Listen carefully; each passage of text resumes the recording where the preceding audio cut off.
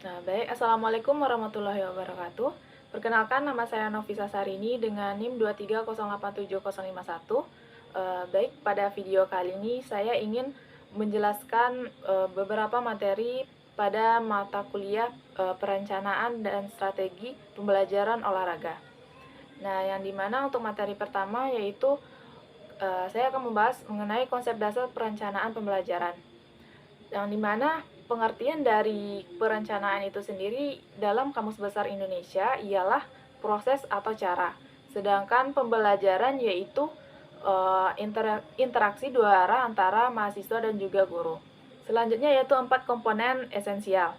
Dalam pembuatan perencanaan pembelajaran terdapat 4 komponen esensial dalam perencanaan pembelajaran, yaitu yang pertama ialah tujuan.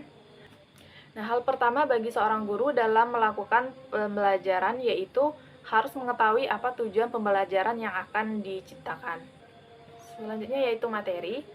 Nah, materi ini merupakan bagian dari struktur keilmuan suatu bahan kajian yang dapat berupa pengertian, konseptual, isi, proses, dan juga keterampilan.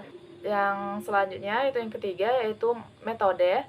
Dalam pembelajaran, metode digunakan untuk mencapai hasil pembelajaran dengan memperhatikan tujuan dan materi ajar.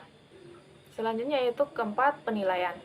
Penilaian ini dilakukan untuk mengetahui apakah perencanaan yang akan dibuat itu sudah mencapai tujuan pembelajaran atau belum. Selanjutnya itu tujuan perencanaan pembelajaran. Terdapat beberapa tujuan dari perencanaan pembelajaran, yaitu salah satunya yang pertama itu agar tujuan pengajaran itu lebih jelas. Yang kedua itu agar guru lebih menguasai bab pelajaran. Yang ketiga, agar proses pembelajaran itu dapat lebih terarah. Yang keempat, agar dapat memilih dan menentukan metode yang tepat dalam proses pembelajaran. Nah, selanjutnya yaitu prinsip-prinsip perencanaan pembelajaran. Terbagi menjadi 4 macam, yaitu yang pertama perencanaan pembelajaran sebagai teknologi.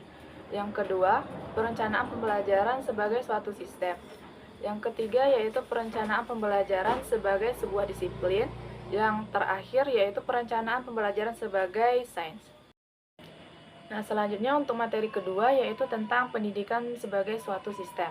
Nah, pengertian dari pendidikan sebagai suatu sistem itu sendiri ialah kesatuan komponen seperti tujuan peserta didik, pendidik, kurikulum, sarana, dan lingkungan yang saling berhubungan untuk mencapai tujuan pendidikan. Selanjutnya yaitu kebijakan pendidikan dasar dan menengah dalam suatu sistem pendidikan. Yang pertama yaitu landasan hukum. Nah, untuk landasan utama kebijakan pendidikan Indonesia adalah Undang-Undang Dasar Nomor 20 Tahun 2003 tentang Sistem Pendidikan Nasional atau Sisdiknas. Nah, undang-undang ini mendefinisikan sistem pendidikan nasional sebagai keseluruhan komponen pendidikan yang saling berkaitan secara terpadu untuk mencapai tujuan pendidikan nasional pasal 1 ayat 3. Yang kedua yaitu kurikulum merdeka. Kurikulum adalah jiwa dari proses pendidikan. Kurikulum merdeka hadir sebagai respons terhadap tantangan sistemik yang terlibat dari hasil evaluasi seperti PISA, yaitu Programs for International Student Assessment, yang menunjukkan kompetensi dasar siswa Indonesia masih tertinggal, serta sebagai jawaban atas hilangnya semangat belajar akibat pembelajaran yang terlalu kaku dan berorientasi pada penghafalan selama pandemi.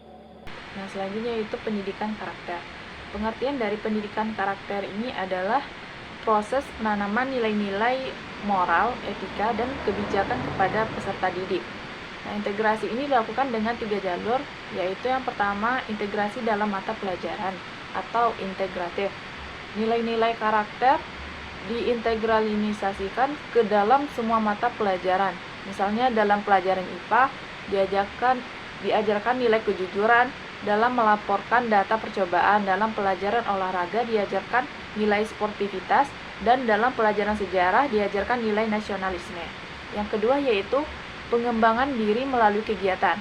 Pendidikan karakter dikembangkan melalui kegiatan ekstrakurikuler, dan pembiasaan dan budaya sekolah. Yang ketiga yaitu mata pelajaran khusus. Meski bukan jiwa utamanya, nilai-nilai karakter juga diajarkan secara eksplisit melalui mata pelajaran seperti pendidikan Pancasila dan kewirausahaan atau PKN, dan juga pendidikan agama. Selanjutnya yaitu peran guru dalam pendidikan. Nah, tentu saja peran guru dalam pendidikan itu sangat banyak sekali. Salah satunya yaitu sebagai pendidik dan pengajar. Yang kedua yaitu sebagai pembimbing dan fasilitator. Yang ketiga yaitu sebagai teladan. Yang keempat yaitu sebagai pembina karakter dan disiplin. Yang terakhir yaitu sebagai motivator. Nah, mungkin sekian dari materi pada video kali ini.